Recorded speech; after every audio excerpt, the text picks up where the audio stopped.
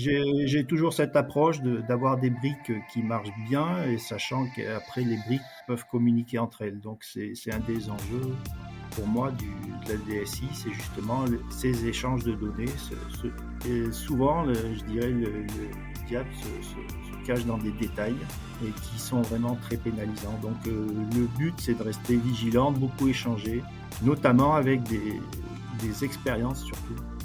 Bonjour, je m'appelle Bertrand Ruiz, je suis le CEO d'Ersas, une solution web qui permet à la DSI et à la direction générale de partager une vue claire et concise des projets en cours, des décisions à prendre et des priorisations à faire. Vous avez du mal à prioriser ? Ersas va vous aider à vous focaliser sur l'urgent et l'important. Le besoin en reporting vous prend énormément de temps ? Ersas génère votre rapport flash décisionnel en un clic. Il y a un historique fort entre les métiers et la DSI, Ersas va vous aider à collaborer de manière efficace.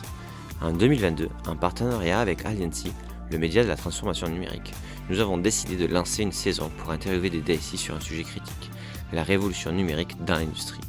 Nous avons tenté d'aborder en profondeur les problématiques allant du best of breed versus ERP monolithique, à la transition culturelle entre une PME et une ETI industrielle, en passant par les enjeux de la supply chain. Sur ce, je vous laisse à la découverte de nouvelles façons de faire. Bonjour à tous, je suis hyper content aujourd'hui de vous présenter Pierre Duriez qui est le DSI de l'entreprise Fuji Electric. Bonjour Pierre. Bonjour Bertrand. Alors aujourd'hui on va parler DSI dans l'industrie puisqu'on ça fait partie de la saison 2, la révolution numérique dans l'industrie, et on va un peu voir de manière un peu plus large quelles sont, on va dire, les caractéristiques, les enjeux d'une DSI dans une entreprise industrielle. Du coup, Pierre, avant de rentrer dans le vif du sujet, est-ce que tu peux nous parler un petit peu de toi, voilà, ton parcours et aussi de ce que fait Fuji Electric, comme ça on saura tous exactement dans quoi tu travailles.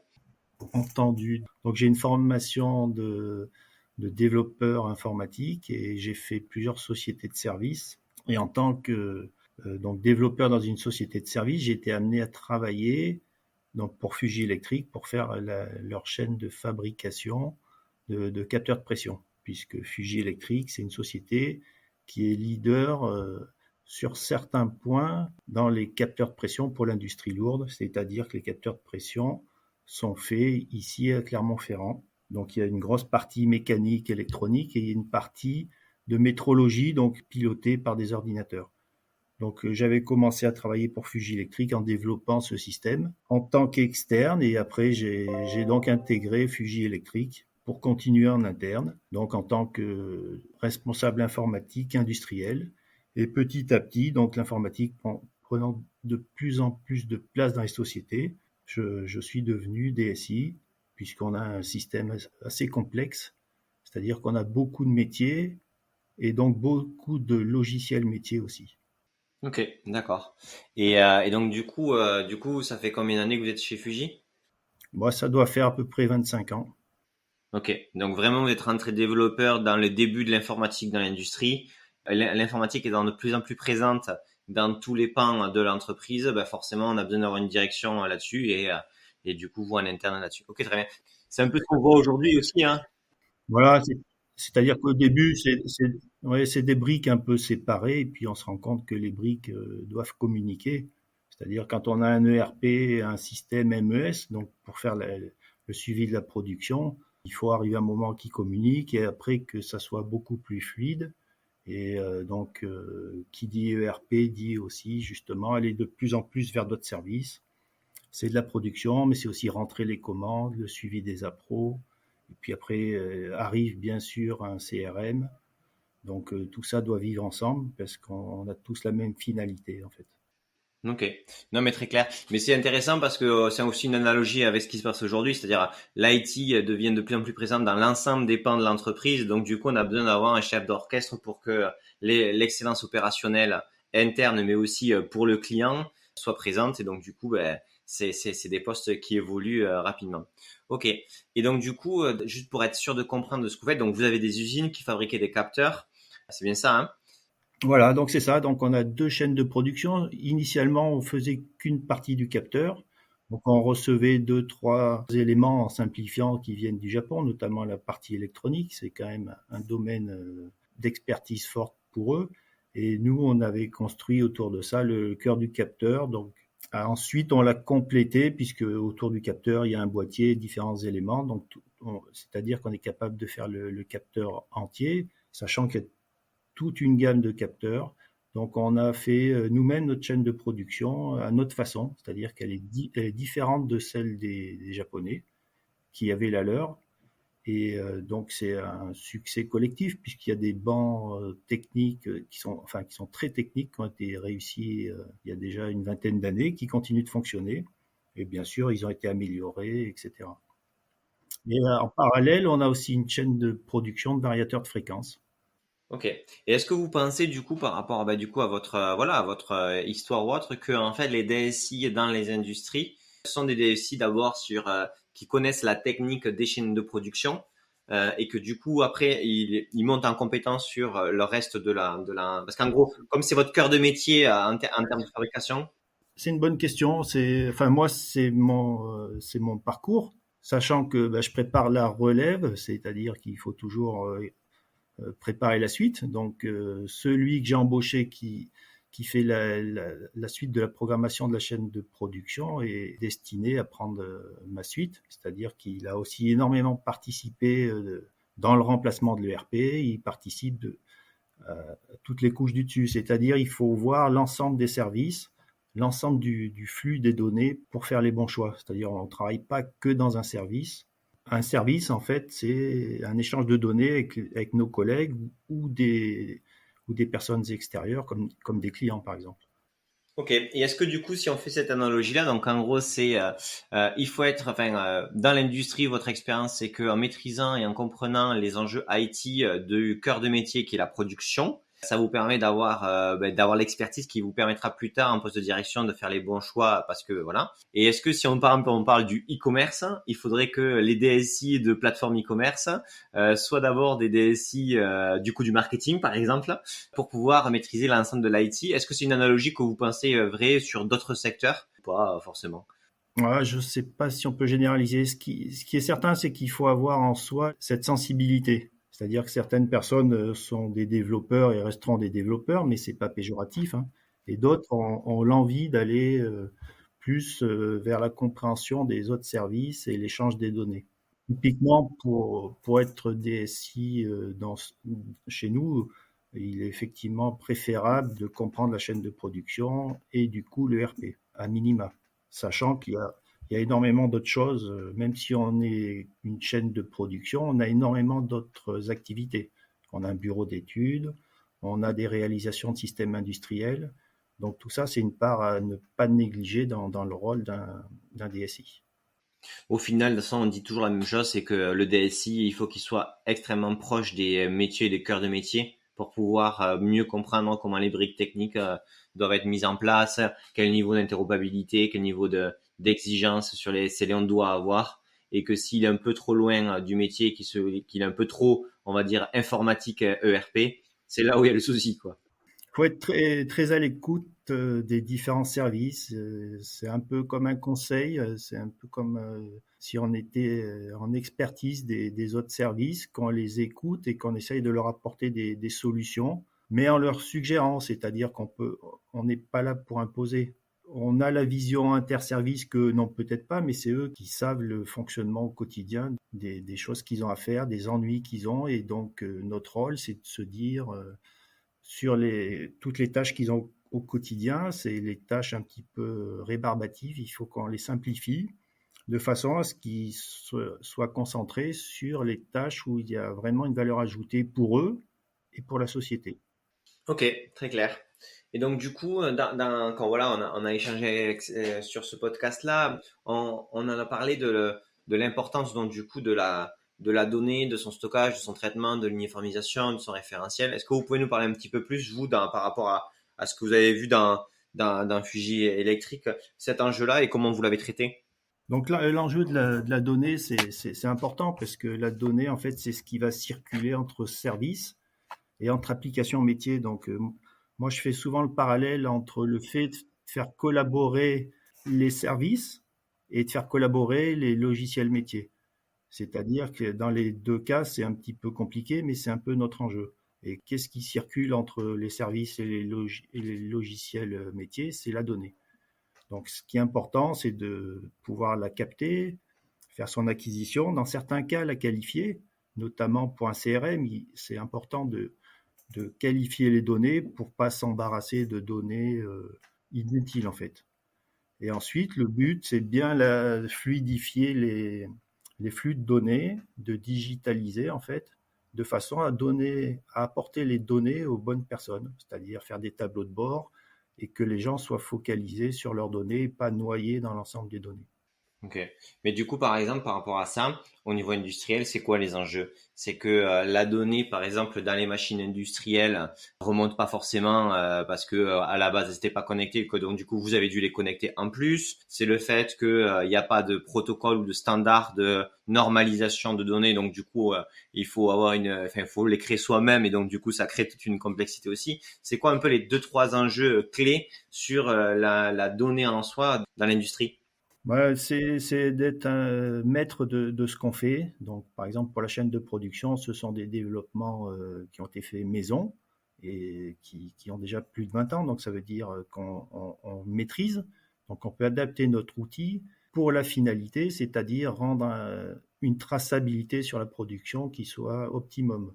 C'est-à-dire qu'elle nous permette de voir si ça marche bien, d'optimiser aussi nos coûts de fonctionnement et de permettre, notamment dans notre cas, de fournir des certificats d'étalonnage, notamment pour les capteurs de pression pour nos clients. Donc des produits vraiment adaptés à nos clients et qui ne soient pas standards. Mais du coup, par exemple, par rapport à la donnée, que je comprenne, là, c'est vraiment au niveau cœur de métier par rapport au capteur, c'est ça? Oui, oui, oui. Donc on a une base de données de production, donc ce qu'on appelle un MES, où toutes les actions sont traitées dans ce système. Et maintenant qu'on fait collaborer étroitement avec l'ERP.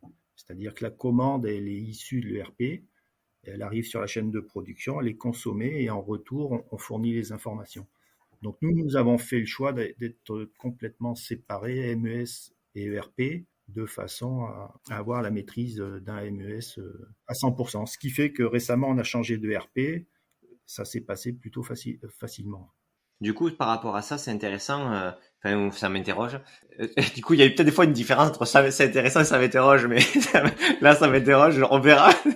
Non, mais en fait, la question que je me pose, c'est quand on dit ERP, on a tout dit, on n'a rien dit. Il y a déjà des ERP, il y a des périmètres différents. Il y a déjà des fois, il y a l'ERP, c'est que sur la prise de commande et la finance, etc.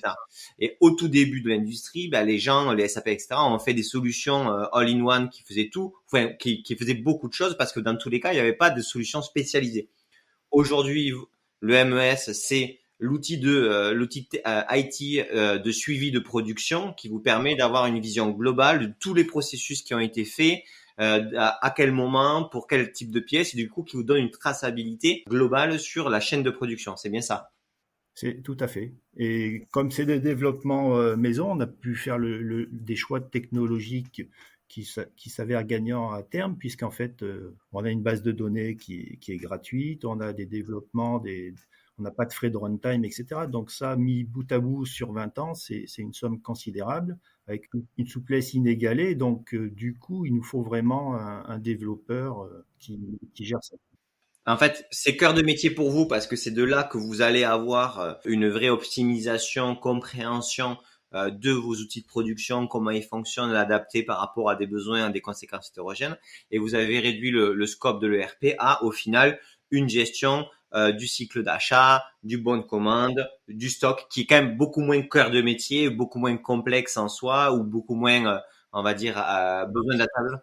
Ouais, c'est aussi complexe, mais c'est vrai que c'est des services un peu différents. Et voilà, alors le service d'ordonnancement, c'est pas le même que la production. Et est-ce que vous pensez que le RP, il va encore se réduire son périmètre à partir du moment donné où vous voudriez, par exemple, avoir une vue beaucoup plus précise sur votre supply et donc du coup du côté de vos fournisseurs et donc du coup avoir cet échange de données là en disant, bah en fait, moi c'est ce qui m'intéresse, c'est pas tant les commandes que j'ai faites, mais c'est de savoir les stocks que mes fournisseurs pourraient me donner dans combien de temps pour savoir si oui ou non je peux être en flux. Et donc du coup, on sort un peu de l'ERP classique hein, et on est plutôt sur un outil de gestion de supply fournisseur, on va dire, parce que voilà, supply, voilà. Et donc du coup, de réduire encore ce spectre-là de ERP, vous le voyez pas tout à fait comme ça? Bah, disons que chaque ERP a en fait son histoire et certains ERP sont bons dans un domaine et ça dépend de leur histoire en fait, hein. Typiquement, nous, celui qu'on a choisi, on l'a choisi parce qu'on savait qu'ils étaient surtout adaptés au domaine de la compta et de la finance. C'est un point qui est un petit peu critique pour un groupe japonais, en fait, hein. Donc, on l'a choisi en fonction de ça. Maintenant, il a des points faibles comme tous les autres. Mais moi, je considère de faire le minimum, mais que ça soit bien fait par des produits et de trouver une association après entre les produits ou éventuellement faire un data warehouse pour faire du traitement de données, du BI à l'extérieur. Maintenant, chacun essaye de tout faire. Chaque ERP essaye de grossir et de tout faire, de même que chaque CRM essaye d'en faire un peu plus. La limite n'est pas évidente et puis je ne pense pas qu'ils savent qu'il y a un produit qui soit bon partout en fait. Ouais, donc on est d'accord que vous êtes dans une logique plutôt de dire brique après brique, on va voir comment les spécialiser, bien les intégrer et ben, ça prend du temps, etc. Mais c'est comme ça que vous avez vous adaptez mieux aux besoins qui évoluent en continu. Puisque vous aviez dû, qu'en séparant le MES de l'ERP, quand il a fallu changer l'ERP, ça a été moins lourd que si vous aviez dû tout changer, c'est bien ça. Tout à fait, oui. Oui, oui. Et donc ça, c'est intéressant sur la partie purement financière ou temps passé. Le retour d'expérience que vous pouvez nous faire, c'est peut-être de dire, en fait, quand vous avez plusieurs briques, ça vous coûtera beaucoup moins cher d'en changer une que si vous avez une seule brique que vous avez fait évoluer, qu'à un moment donné, vous avez changé. Et là, le risque, en fait, il est énorme.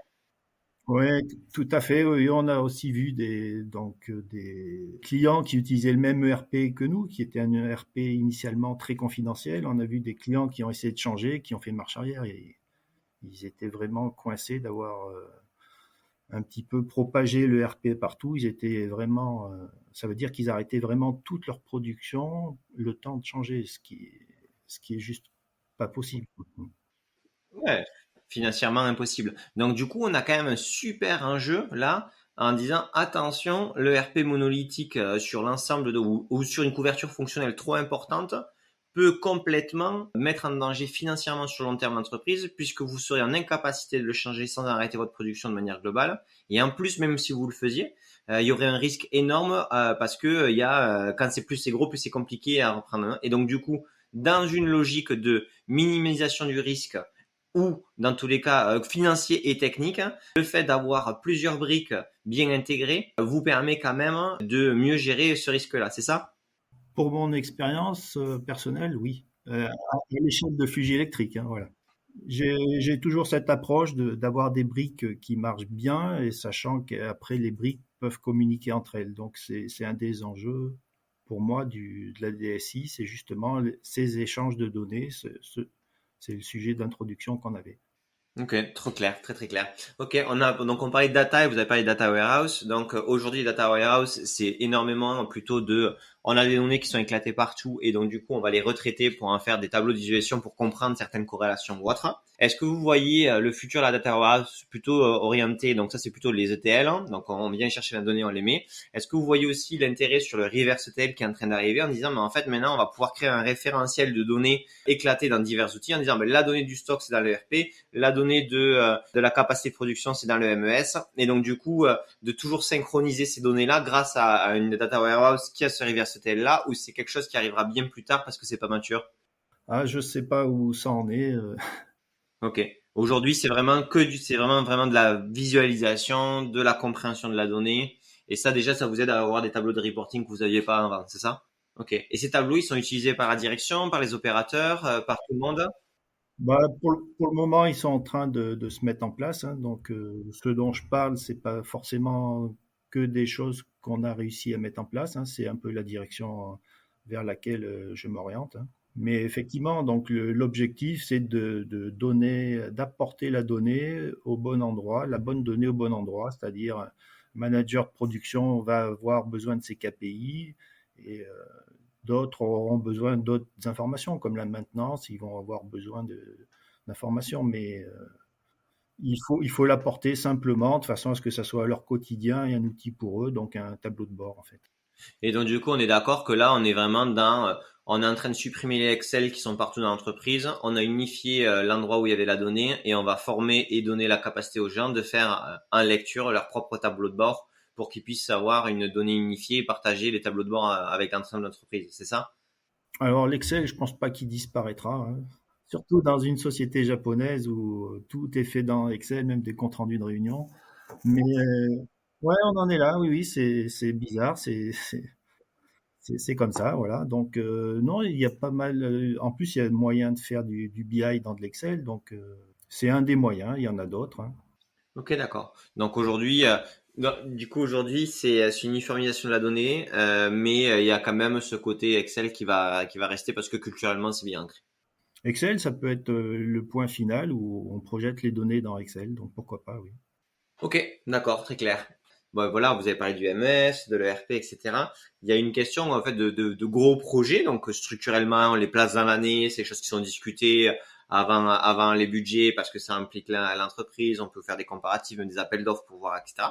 Donc très bien, c'est les gros projets, mais aussi il y a plein d'aléas, plein de petits cailloux dans la chaussure qui arrivent ou autre, et ça peut perturber le fonctionnement de l'entreprise, des équipes ou de l'IT dans l'industrie, c'est très physique, quoi. Donc, on comprend bien quand ça pète, ça pète. Hein. Quand les choses s'arrêtent, ça s'arrête. Hein. On voit bien que si c'est linéaire, ben, si ça pète au début, tout le reste va avoir un problème. Donc, l'incident, le côté un peu aléa, a un très gros impact chez vous.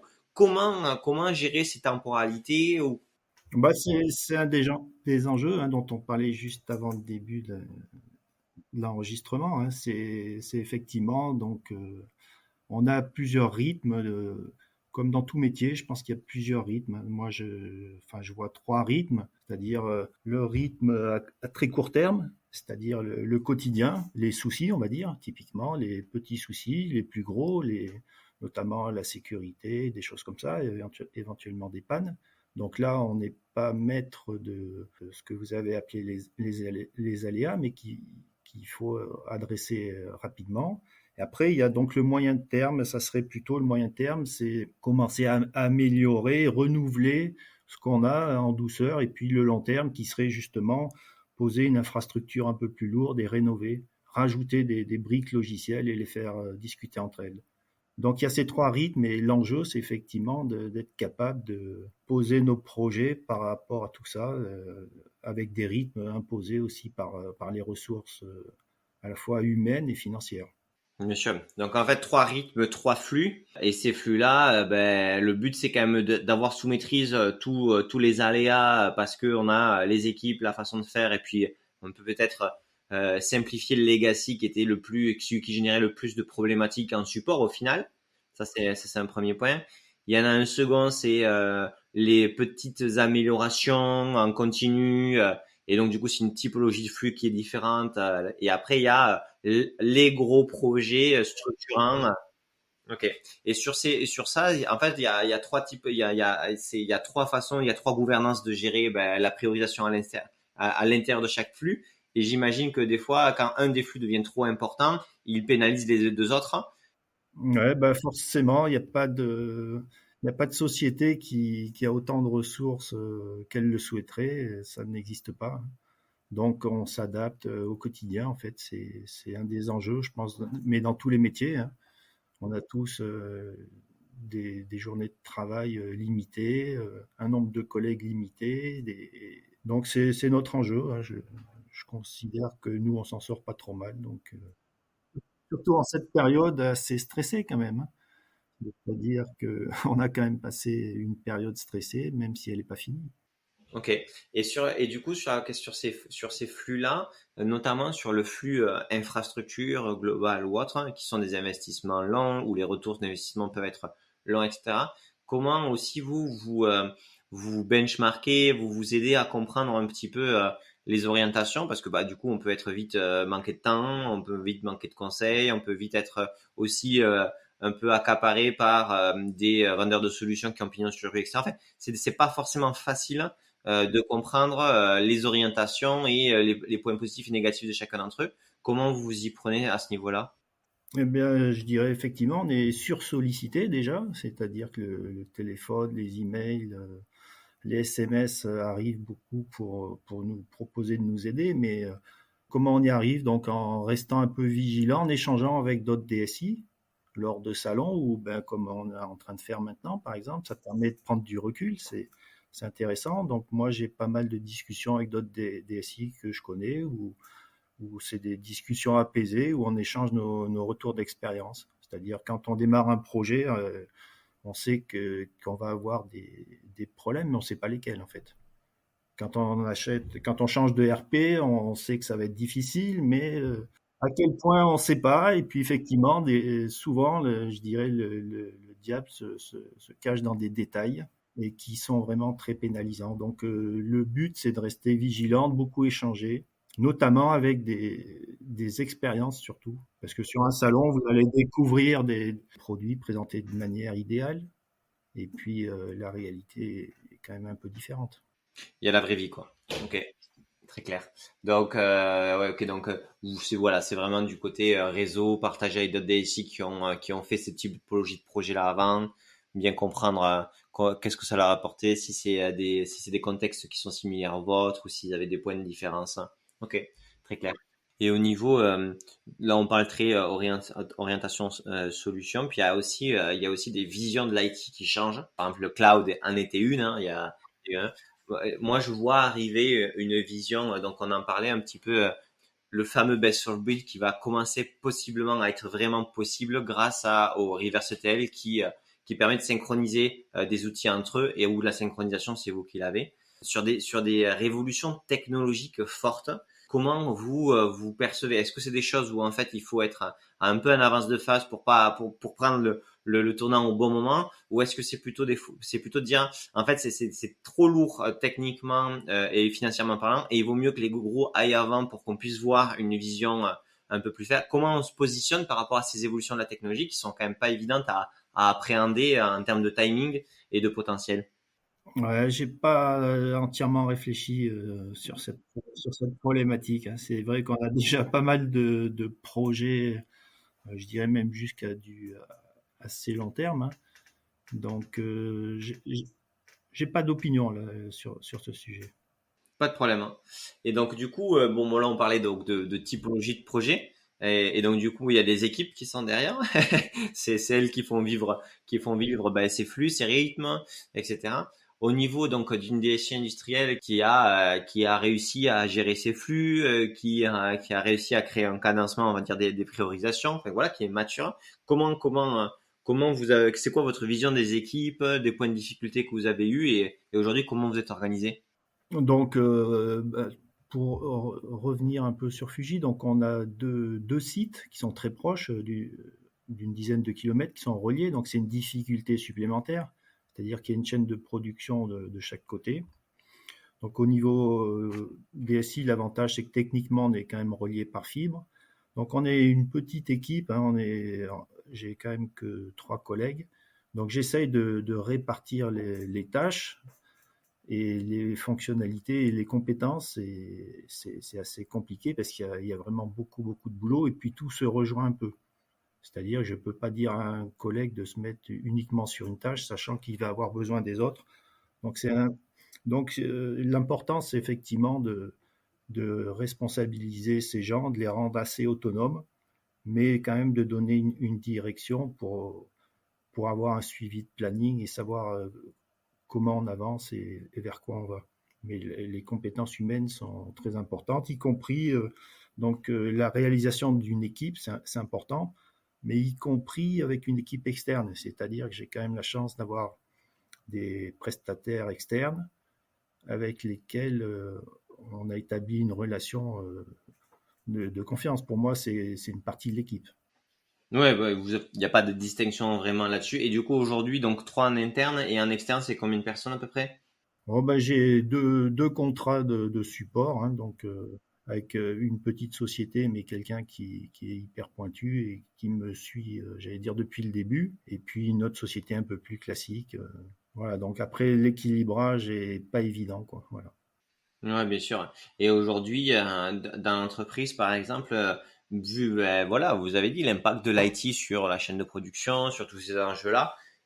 Qu'est-ce qui fait que quand vous allez voir la direction générale, la direction financière, et vous dites, bah, en fait, il faut qu'on passe de 5 à 10 pour telle ou telle raison. Je dis une bêtise, hein, vous m'avez pas dit que vous vouliez le faire, hein.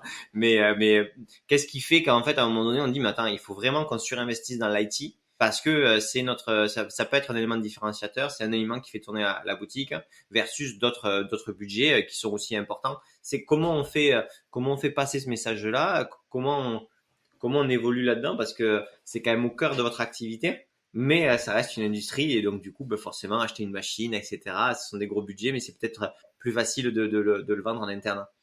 Ah, c'est difficile, surtout que chaque service veut, je dirais, plus de ressources, hein, ce qui est logique. Après, c'est une décision collégiale, on va dire, et avec des moyens qui sont forcément limités. Donc l'informatique, c'est vrai que c'est pas encore assez vu comme un moteur d'évolution. On est encore un peu trop vu comme des fonctions support, alors que de mon point de vue, on est quand même comme on est une fonction transversale, un peu comme la qualité dans une société. C'est des gens qui doivent avoir un recul sur à peu près tous les services. Et nous, c'est un peu ça. Par contre, on devrait être plus perçu comme un moteur d'évolution, c'est-à-dire déjà permettre aux gens de travailler mieux et plus rapidement. Ok, c'est vraiment la difficulté, c'est faire comprendre et prouver les vrais ROI financiers de temps, de qualité, qui sont pas évidents dans tous les projets à prouver. Et ça, c'est pas évident pour aller chercher avoir des personnes supplémentaires pour pouvoir processer là-dessus. Tout à fait. Donc, typiquement, là, on est en train de réaliser la digitalisation du service des achats. Donc, c'est assez facile, là, je dirais, parce qu'on peut faire un ROI assez facilement quand même. Donc, ça se pèse bien, c'est pas mal. Après, faire des outils beaucoup plus compliqués comme j'avais en projet, c'est-à-dire des configurateurs de produits et de systèmes qui seraient à l'interface d'un ERP et d'un CRM, c'est un projet qu'on a aussi, mais qui est difficile à peser quand même. Ouais. En fait, là, il y a des typologies de projets qui sont pas faciles à vendre. Je trouve aussi, par exemple, les projets où on est sur un gain de temps, même si factuellement ça pourrait être héroïste, ça l'est jamais parce que la personne, elle va toujours faire autre chose. Et donc, du coup, financièrement parlant, même si on dit qu'on fait gagner 25% de temps à une personne, est-ce qu'elle va utiliser ces 25% sur quelque chose qui rapporte plus ou autre? Et c'est pas souvent forcément le cas, sauf un sales ou quelqu'un qui produit.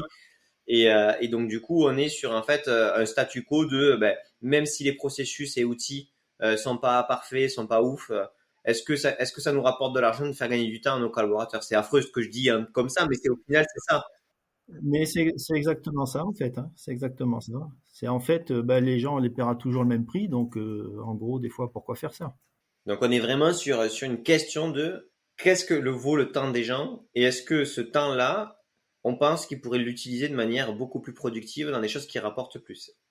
Je dirais là justement, le fait de la situation actuelle montre que la digitalisation est indispensable et nécessaire. Ça permet aux gens de travailler un peu plus de n'importe où et surtout que les tâches un petit peu basiques soient plus ou moins automatisées de façon à ce que le service des achats, typiquement, puisque je parlais de ça, se concentre plus sur leur fonction qui est de faire des achats plutôt que de faire du suivi de papier.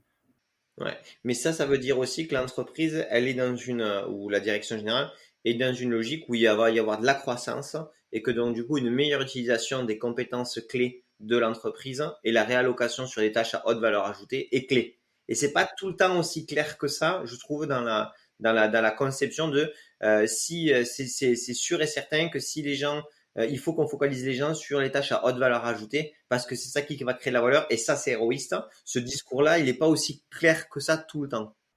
Non, parce que typiquement pour les achats, à la limite, on va se dire, ils échangent par mail quand on a besoin de savoir quand est-ce qu'une commande va arriver. On fait des mails, on fait des coups de fil, mais on en fait tellement qu'on ne sait pas mesurer ça. Alors que si on sait typiquement digitaliser les informations, les remonter dans le RP, ça va être natif et beaucoup plus fluide en fait. Et tous ces coups de fil, tous ces emails perdus au quotidien sont difficiles à quantifier. Mais alors c'est clair et donc du coup on est là et on ne sait pas comment prouver que travailler dans de meilleures conditions c'est beaucoup mieux, ça va faire gagner de l'argent à l'entreprise et ça on est là en mode ok je sais pas. Et le second point c'est que on ne sait pas non plus aussi recruter des gens de 30 ans qui ont été habitués à travailler avec des outils avec un processus bien et où on arrive dans une façon très au final mail, pièces jointes, pas centralisées, etc. Ça peut aussi faire peur de rentrer dans une entreprise comme ça. Et donc du coup, c'est un frein. Est-ce que vous avez pu voir des collaborateurs qui seraient rentrés dans l'entreprise et repartis parce que en fait une adéquation à la façon de travailler, aux outils qui est pas tout à fait là-dessus. Est-ce que c'est quelque chose qui rentre dans l'équation? Bah, c'est aussi ce que j'allais dire, c'est-à-dire que si les choses sont assez bien maîtrisées sur le classique, le quotidien, ça va permettre à une nouvelle personne de rentrer plus facilement chez Fuji, de prendre ses marques. Là, on a bien fait de changer de RP parce que celui d'avant était en mode console.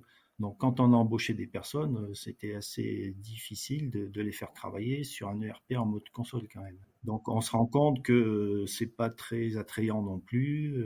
C'est difficile de leur faire faire autre chose que du papier après. Et c'est pas vraiment la finalité d'aucun service. Aujourd'hui, de toute façon, quand vous recrutez quelqu'un, vous lui donnez un contexte, une mission, mais aussi avec qui il va travailler, sur quels outils, j'imagine. Et donc, du coup, si la personne, elle voit que les outils ou la personne a envie d'être sur un ordinateur qui rame, qui met 25 minutes pour s'allumer, et en fait, la question de l'urbanisation de l'ESI, la digitalisation des processus, elle est aussi au cœur de convaincre les talents de rester et de venir. Ok, très clair. C'est toutes ces petites choses au quotidien auxquelles on ne prête plus attention sont quand même importantes. Ouais. Et nous, la difficulté que vous avez ou que vous pouvez avoir, c'est comment convaincre, comment chiffrer de l'intérêt d'investir sur des people en IT pour pouvoir permettre le changement, etc. Parce il y a du temps à homme à passer, mais aussi les processus, ces processus-là, il faut les digitaliser avec un bon outil parce que on va avoir tel ou tel ROI sur le plus ou moins long terme. Et ça, cette équation-là, elle est compliquée à faire et à vendre. Ouais, donc moi je considère qu'en tant que DSI, on doit regarder comment ça se pratique, même s'il n'y a pas de signaux comme quoi ça se passe pas bien. Donc on doit être capable de regarder pour dire aux gens, mais attention, ça on peut le faire mieux. Donc on doit apporter des conseils. Et ça c'est très important parce qu'en fait tout le monde s'habitue à sa façon de travailler et n'est plus capable de se mettre de faire une autocritique et de se faire évoluer. Et c'est pourtant ce qui est essentiel, quoi. C'est le challenge en continu des façons de travailler du processus pour se dire, en fait, on peut travailler de manière plus efficace, plus percutante. Et là, on est plus sur de la question de la formation au final que du recrutement. Pourquoi? Parce qu'en fait, il y a deux façons d'absorber un pic de charge en fait au final. Soit on travaille mieux et donc du coup on peut en faire plus, soit on recrute. Et en fait, aujourd'hui, on a l'impression que quand on veut vendre des outils de digitalisation ou en fait, c'est plus facile de comprendre pour une direction générale le recrutement en plus que les gens vont travailler mieux et donc du coup on pourra moins se recruter. Et ça, c'est un peu contre-intuitif, j'ai l'impression, parce qu'ils valorisent pas. Je pense que les vrais arguments, on les découvre après, en fait. On parle de ROI ou de choses comme ça, et puis on va se rendre compte après de ce qu'on gagne. Et on se dirait, ben, pourquoi je l'ai pas fait avant? Je ferai pas marche arrière. Et ça veut dire que le projet, en fait, c'est un succès, en fait. Ok. Et vous êtes en continu en relation avec les personnes métiers, etc., pour comprendre la façon dont ils travaillent et se rendre que vous vous rendiez compte de la façon plus ou moins chronophage, non optimisée, et pour être avec eux dans, mais attends, peut-être qu'il y a des solutions qui pourraient t'aider à travailler de meilleures conditions et qui te feraient gagner en qualité ou en temps, c'est ça? Oui, bah, l'exemple, on l'a tous, hein, quand on commande sur Amazon, on voit que c'est efficace. On a envie qu'en tant que professionnel, on a envie de faire la même chose pour nos clients, pour nous, et puis qu'on se concentre sur des choses qui sont purement humaines, où on a des compétences qui seront jamais remplacées par un ordinateur. Ok. Et aujourd'hui, la question des équipes et donc du coup de la relation avec les équipes, elle est clé pour cibler, prioriser quels sont les projets qu'on peut arriver à valider ensemble et pas rester un peu dans la strate IT, ERP et grande. Ouais, ouais, c'est ça. Il faut pas rester dans son bureau. Il faudrait pouvoir regarder, travailler les gens au quotidien pour se rendre compte qu'il y a des choses qui marchent, mais finalement, c'est quand même pas comme ça qu'il faudrait les faire. Et du coup, la question, donc, vous envoyez des projets, des use cases, etc. Et comment vous arrivez à collectivement, avec le comité de direction ou avec les autres personnes, je sais pas, à en parler, à structurer cette démarche-là et à les prioriser. Pas, je parle pas sur les gros cailloux, ou d'accord, de toute façon, ça c'est, mais sur toutes sur tous ces petits outils, sur ces processus-là, comment vous arrivez à les rendre vitaux, à les rendre priorisables, parce que au final, c'est toujours pas les plus gros budgets, pas le plus gros temps, mais en fait, au final, aligner tout ça, ça fait énormément. Ouais, c'est difficile, ouais. Ben, on les prend, je dirais, un par un et j'essaye d'aider les services que j'ai le moins aidés, etc. Typiquement, après le changement de RP, les achats ont quand même pas mal souffert, hein, puisque ils étaient directement concernés. Donc, je leur ai donné priorité sur la digitalisation. Et puis, quand je passe voir leur bureau, qu'il y a des piles de documents, je peux pas l'ignorer, en fait. Je sais qu'il y a d'autres moyens de faire. Et puis, avec le télétravail, quand ils partaient avec des documents sous le bras, c'est juste pas possible. Ouais, là, vous dites, là, ouais, il faut faire vraiment un truc maintenant, parce que ça y est. Ok, très clair. Et super intéressant. Et aujourd'hui, dans la vision que vous avez, donc cette relation IT métier, vous avez dit juste un petit truc avant qui m'interpelle. C'est vraiment, c'est si on avait les temps, il faudrait qu'on soit avec eux, en travaillant avec eux. Et en vrai, vraiment, c'est ce côté empathie du processus, empathie de la journée de travail, où dans une desiderata, enfin, si vous pouviez, les gens de chez vous travailleraient en continu chez les achats, etc. Ils feraient partie de leur équipe quasiment pour comprendre, en fait, c'est ça. Voilà, il faut tout à fait comprendre et vivre un petit peu avec eux leur quotidien pour réaliser, parce qu'ils n'arriveront pas forcément à formaliser leurs problèmes. Ou alors ils penseront l'avoir adressé en le faisant d'une manière qui leur convient, mais leur collègue fera peut-être pas pareil et c'est pas optimum.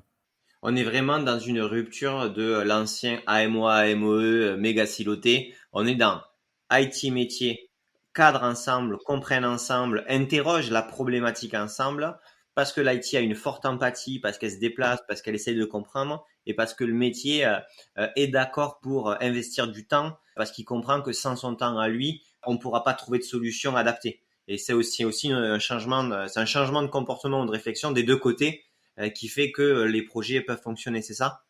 Oui, oui, il faut avoir envie que ce qu'on met soit pratique et vraiment utile et fasse plaisir aux gens, en fait.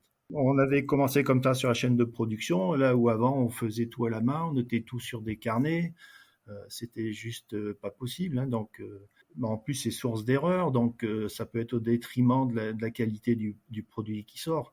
Tandis que là, ce débat est toujours vieux, hein, c'est-à-dire en gros, j'avais des réflexions comme quoi leur métier allait disparaître aux opérateurs sur la chaîne de production, mais en fait non, il a évolué et ça leur a donné plus de responsabilités et plus le temps de regarder ce qu'ils faisaient, alors que les tâches essentielles de pilotage d'un générateur de pression, finalement, c'est pas la finalité du produit, ça.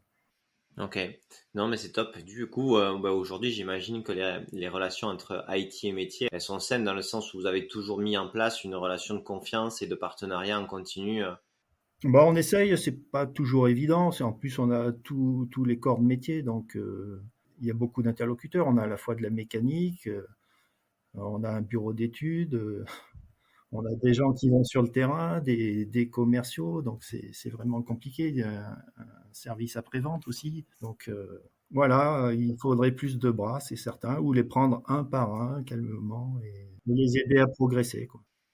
Ouais, et peut-être aussi, il manque peut-être aussi des référentiels des ABAC en disant, bah, en fait, une industrie d'une masse salariale de 250 personnes ou de 1000 personnes, c'est quoi la taille, c'est quoi le budget d'une IT, c'est quoi la taille d'une IT pour se dire, ah bon, et une IT qui se digitalise, enfin, une entreprise qui se digitalise à marche forcée, qui se digitalise pas, qui crée de la dette technique ou pas, parce que, en fait, au final, c'est aussi en se comparant aussi un peu à différentes typologies d'entreprises qu'il peut y avoir une décision de la direction générale. Peut-être que c'est ça aussi, c'est pas de prendre pas par le bas.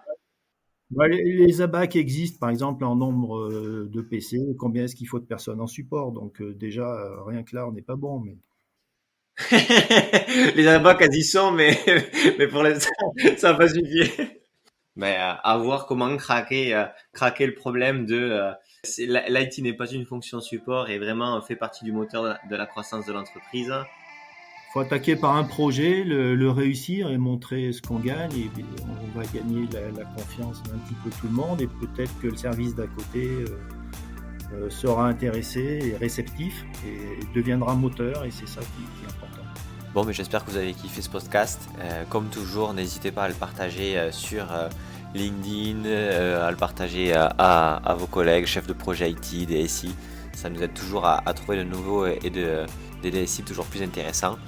Et écoutez, ciao!